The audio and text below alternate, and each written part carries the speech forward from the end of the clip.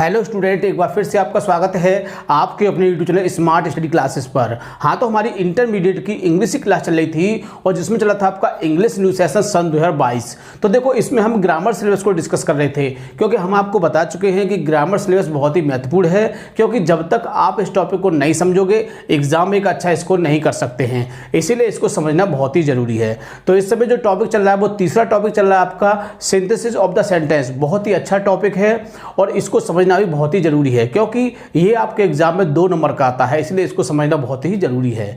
इस समय जो टॉपिक चल रहा है वो चल रहा है आपका कॉम्प्लेक्स सेंटेंस। तो देखो, मैं आपको बता दूं कि कॉम्प्लेक्स सेंटेंस आपके खत्म हो चुके हैं, क्योंकि इसके 3 तरीके थे, नाउन क्लॉज द्वारा, एडजेक्टिव क्लॉज द्वारा और एडवर्ब क्लॉज द्वारा। इस तरह से हम तीनों टॉपिकों को समाप्त कर चुके हैं। और देखो, हमने कहा था कि जब तीनों टॉपिक समाप्त हो जाएंगे तो हम इसकी एक एक्सरसाइज कराएंगे। तो आपको बड़े ध्यान से देखना है, क्योंकि आज की वीडियो में हम इसकी एक्सरसाइज को डिस्कस करेंगे। क्योंकि जब तक आप एक्सरसाइज को ध्यान से नहीं समझोगे तब तक टॉपिक आपकी समझ में नहीं आ सके। इसलिए वीडियो को पूरा देखना है, बिल्कुल भी स्किप नहीं करना है। जो विद्यार्थी चैनल पर नए हैं वो चैनल को सब्सक्राइब कर लें, बेल आइकन प्रेस कर लें, ताकि आगे आने वाली वीडियो का नोटिफिकेशन आपको आसानी से प्राप्त हो सके। ठीक है, तो ज़्यादा समय ना वेस्ट करते हुए चलते हैं अपने टॉपिक की ओर। हेलो स्टूडेंट्स, तो लॉकडाउन एंड कोविड की वजह से क्या आप भी अपनी स्टडी को लेकर परेशान हो? तो बच्चा, टेंशन लेने की ज़रूरत नहीं है। मैं आप सभी के लिए फ्री ऑफ कॉस्ट फिजिक्स का एक कोर्स लेकर आ रहा हूं नून अकेडमी पर, जो कि एकदम फ्री ऑफ कॉस्ट है। यूपी बोर्ड बच्चों के लिए है, हिंदी मीडियम में है। यहाँ पर आपको बहुत सारे बेनिफिट्स देखने को मिलेंगे बच्चा। लाइव इंटरेक्टिव क्लासेज हैं नून अकेडमी पर, फ्री एंड फन लर्निंग है। यहाँ पर अपने दोस्तों से आप कनेक्ट हो सकते हो और आपको इंस्टेंट डाउट क्लियरिंग भी मिलेगा। जैसे आपने कोई डाउट पूछा, उसका सॉल्यूशन भी आपको तुरंत ही मिलने वाला है। और ये सब कुछ बच्चों आपको फ्री ऑफ कॉस्ट मिलेगा, करना कुछ नहीं है। डिस्क्रिप्शन में मैंने आपको एक लिंक दे रखी है नून अकेडमी की, उस लिंक पर क्लिक करना है और डाउनलोड कर लेना है। डाउनलोड करने के बाद बच्चा रजिस्ट्रेशन करना तो सभी बच्चे जानते हैं, रजिस्ट्रेशन कर लेना। और यूपी बोर्ड में जाकर यहाँ पर आप देख सकते हो ऐसा इंटरफेस आएगा, वहाँ पर जाकर आप हमारा फिजिक्स वाला ग्रुप ज्वाइन कर सकते हो बच्चा, जो कि एकदम फ्री ऑफ कॉस्ट है। हमारी डेली बेसिस पर बच्चा 8 से 9 बजे तक क्लास होती है सुबह में। आप फ्री में हमारी लाइव क्लासेस का फायदा उठा सकते हो। नोट्स भी आपको फ्री ऑफ कॉस्ट दिए जा रहे हैं, तो आपको कुछ नहीं करना, डिस्क्रिप्शन में जो लिंक है उससे ज्वाइन करना है। Join the free learning community today. तो टाइम वेस्ट मत करिए, ऐसा ना हो कि आप पछताते रह जाओ, कोर्स ज़्यादा निकल जाए। ठीक है, तो जल्दी से जाओ और आज ज्वाइन कर लो। Okay students. Class 12th English, यानी कि 12th क्लास की इंग्लिश की क्लास चल रही थी और जिसमें चलता है आपका इंग्लिश न्यू सेशन सन 2022। तो देखो, हमने आपको बताया था कि इसमें हम ग्रामर सिलेबस को डिस्कस कर रहे हैं, क्योंकि ग्रामर सिलेबस बहुत ही अच्छा सिलेबस है, बहुत ही अच्छा टॉपिक है। क्योंकि जब तक आप इसको ध्यान से नहीं समझोगे आप किसी भी टेक्स्ट बुक को ध्यान से नहीं समझ सकते हैं, क्योंकि टेक्स्ट बुक को समझने के लिए ग्रामर बहुत ही महत्वपूर्ण है। तो इसको समझना बहुत ही जरूरी है। ठीक है, और हमने आपको बताया था कि जो आपके कॉम्प्लेक्स सेंटेंस हैं, यानी कि जो आपके मिश्रित वाक्य हैं, वो समाप्त हो चुके हैं। और कहा जाए कि सिंथेसिस भी इस तरह से आपका समाप्त हो जाएगा। तो आपको काफ़ी समय से इंतजार था कि आपका नया टॉपिक शुरू होगा सिंटैक्स, तो वो अब आपका शुरू हो जाएगा, बिल्कुल भी दिक्कत नहीं होगी। बड़े ध्यान से आपको इसको समझना है। ठीक है, तो हमने आपको बताया था कि आज की वीडियो में हम एक्सरसाइज को डिस्कस करेंगे, तो एक्सरसाइज को बड़े ध्यान से समझना है। तो देखो, हमने यहाँ पर 15 वाक्य लिए। कितने वाक्य लिए? 15 वाक्य। तो इन 15 वाक्य को आपको बहुत ही बढ़िया तरह से समझना है, क्योंकि जब तक आप इन वाक्य को नहीं समझोगे तब तक आप एग्जाम में एक अच्छा स्कोर नहीं कर सकते हैं, क्योंकि एग्जाम में जो वाक्य आते हैं वो इन्हीं में से आते हैं। और सबसे खास बात मैंने आपको पहले बताया था, फिर बता रहा हूं कि जो कंजक्शन होते हैं, यानी कंपाउंड और कॉम्प्लेक्स को समझने के लिए जो कंजक्शन हमने आपको बताए हैं वो आपको विद हिंदी याद होनी चाहिए, क्योंकि जब तक आपको वो याद नहीं होंगे तब तक आप इसमें से इन दोनों टॉपिकों में से ध्यान से नहीं कर सकते हो। ठीक है, तो इनको बहुत ही बढ़िया से समझना है। तो टॉपिक बहुत ही अच्छा है आपका। Topic 3, synthesis of the sentence, यानी कि वाक्यों का संश्लेषण। तो देखो, हमने आपको बताया था कि हम इसमें आज एक्सरसाइज को डिस्कस करेंगे। तो हमने आपके टोटल कितने 15 वाक्य दिए हैं। तो 1 बाय 1 प्रत्येक वाक्य को देखते हैं और उसके अर्थ के बेस पर, किसके बेस पर? अर्थ के बेस पर, और उस कंजक्शन से हम इनको जोड़ेंगे, जिससे कि हमारा क्या बन जाएगा? कॉम्प्लेक्स सेंटेंस बन जाएगा। ठीक है, तो देखते हैं। सबसे पहले पहला वाक्य देख लेते हैं। दिनेश पास्ट। क्या है? दिनेश पास। दिनेश पास हो गया। इट इज करेक्ट, यह सत्य है। दिनेश पास हो गया, यह सत्य है। तो देखो कोई इनका आपस में कॉम्बिनेशन नहीं बन रहा है, लेकिन हमने आपको बताया था कि जब हमारा कोई कंजक्शन नहीं फिट हो रहा हो तो हम वाक्यों को आगे पीछे भी कर सकते हैं। क्या कर सकते हैं? वाक्यों का स्थान बदल सकते हैं। तो देखिए हम इस वाक्य को पहले बोलेंगे, इट इज करेक्ट, यह सत्य है कि दिनेश पास हो गया। तो यह सत्य है कि दिनेश पास हो गया, तो बन गया। तो बनाते हैं इसको, कॉम्प्लेक्स में चेंज करते हैं इसको। पहला ही वाक्य है इट इज करेक्ट, और की के लिए क्या लगाते हैं? That Dinesh passed. बताओ कोई दिक्कत? बहुत ही आसानी से बन जाएगा। दूसरा वाक्य देखते हैं, आई नो वेल, यानी कि मैं अच्छी तरह से जानता हूं। आई नो वेल, मैं अच्छी तरह से जानता हूं। दिनेश विल हेल्प मी, कि दिनेश मेरी सहायता करेगा। मैं अच्छी तरह से जानता हूं कि दिनेश मेरी सहायता करेगा। तो मैं अच्छी तरह से जानता हूं कि, क्या शब्द आ रहा है? की। और की शब्द आए तो किसका प्रयोग करते हैं? दैट का प्रयोग करते हैं। तो दूसरे वाक्य को देख लेते हैं। तो I know well that Dinesh will help me. तीसरा वाक्य देखते हैं, फादर इज सेइंग समथिंग, पिताजी कुछ कह रहे हैं। पे अटेंशन टू इट, इस पर ध्यान दीजिए। तो पे अटेंशन, ध्यान दीजिए जो कुछ पिताजी कह रहे हैं। तो ध्यान दीजिए, तो ध्यान दीजिए पहले आया आपका, तो पे अटेंशन, ध्यान दीजिए टू वाट, जो कुछ। और हम यहाँ वाट भी लगा सकते हैं, हम आपको बताया था, क्योंकि जो नाउन क्लॉज के होते हैं वो 3 वर्ड होते हैं, that, what, to what. To what का मतलब जो कुछ होता है, वाट का मतलब भी जो कुछ होता है, और डेट का मतलब की होता है। ठीक है, तो दोनों से जोड़ दिया है हमने। The teacher, father, the father is saying something का प्रयोग करो चाहे मत करो, हम आपको पहले बता चुके हैं, फिर बता रहे हैं कि समथिंग यानी कि जो कुछ शब्द आया है समथिंग का ही एक रूप है। आगे चौथा वाक्य देख लेते हैं, इट इज करेक्ट, यह सत्य है। सौरभ हैज पास, सौरभ पास हो चुका है। तो यह सत्य है कि सौरभ पास हो चुका है। तो की के लिए किसका प्रयोग करते हैं? डेट का प्रयोग करते हैं। तो हो गया आसानी से। आगे देखिए पांचवा वाक्य देखते हैं,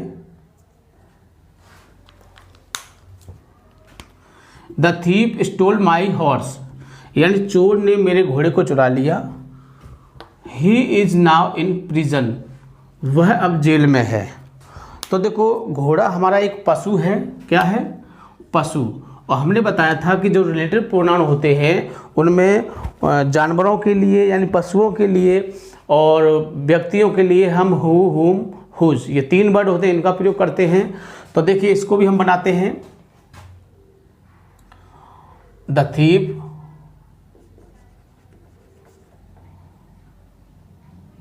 स्टोल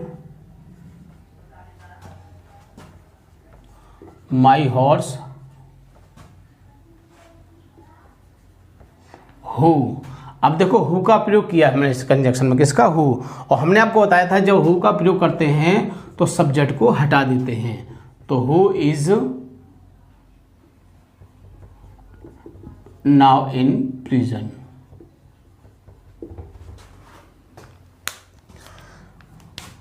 आगे देखिए छठा वाक्य देख लेते हैं, आई हैव फाउंड, यानी मुझे मिल गया है, द पर्स। पर्स क्या है? वस्तु है, छोटी वस्तु है। और छोटी वस्तु के लिए किसका प्रयोग करते हैं हम? डेट का प्रयोग करते हैं। तो आसानी से इसमें डेट लिख दोगे और आपका ये बन जाएगा कॉम्प्लेक्स। क्या बन जाएगा? कॉम्प्लेक्स। मैं डार्क में लिख देता हूँ, ठीक है, ताकि समझ में आ सके। बट एक ही डेट लगाना है, ये मत सोचना कि मैंने डेट यहाँ भी लिख दिया यहाँ भी। वो मैंने इसलिए लिखा वो सेम कलर था, यहाँ पर डिफरेंट कलर है, इससे कि आपको आसानी से पता चल जाए। आगे देखिए सातवां वाक्य देखते हैं, they will go to Agra, यानी कि वे आगरा जाएंगे। I do not know the time, क्या आ गया? समय। यानी मैं समय को नहीं जानता हूँ। तो मैं समय को नहीं जानता हूँ जब वे आगरा जाएंगे। तो बनाते हैं 7वां वाक्य है,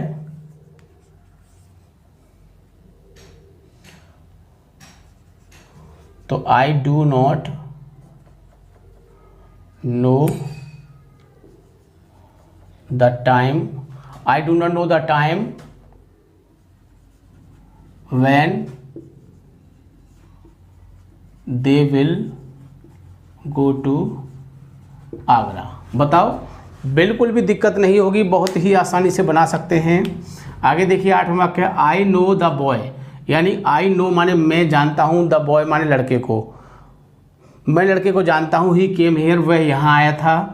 तो देखो हम हु का प्रयोग करेंगे, बॉय लड़का है तो इसमें हु लगाएंगे तो ही को हटा देंगे। तो क्या हो जाएगा, I know the boy who came hair.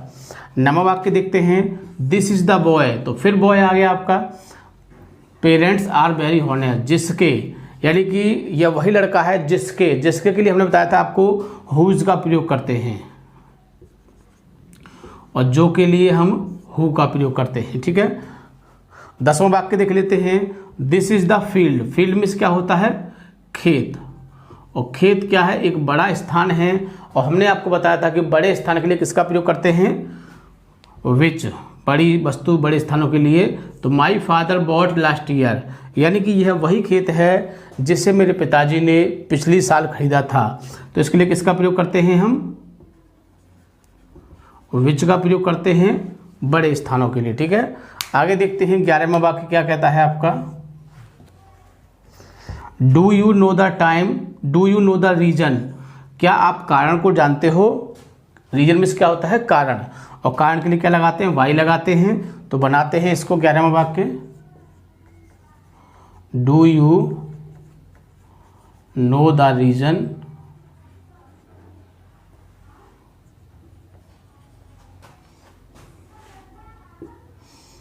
Y, जिससे ही came here.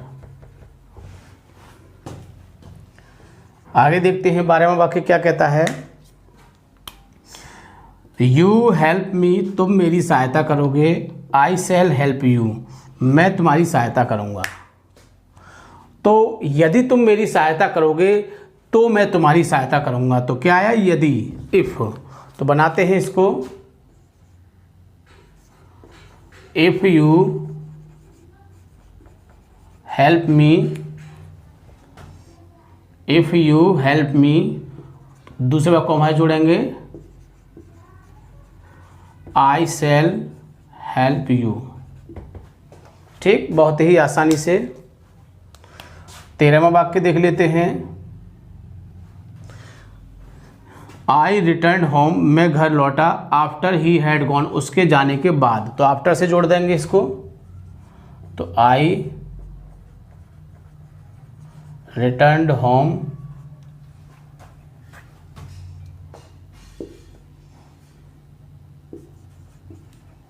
After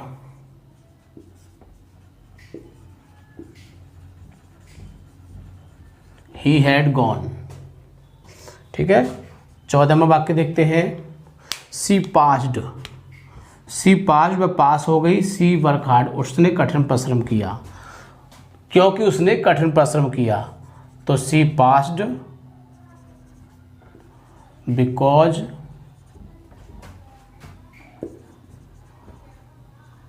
she worked hard. आगे देखिए 15 वाक्य देख लेते हैं, लास्ट वाक्य है, वॉक केयरफुली, सावधानी से चलो। यू शुड फॉल, तुम गिर ना जाओ।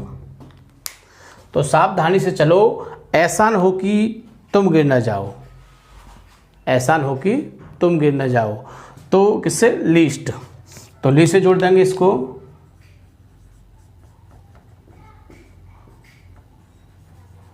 Walk carefully least you should fall. ठीक। तो बहुत ही आसानी से वाक्यों को आप चेंज कर सकते हैं यदि आपको इनके वर्ड अच्छी तरह से याद होंगे।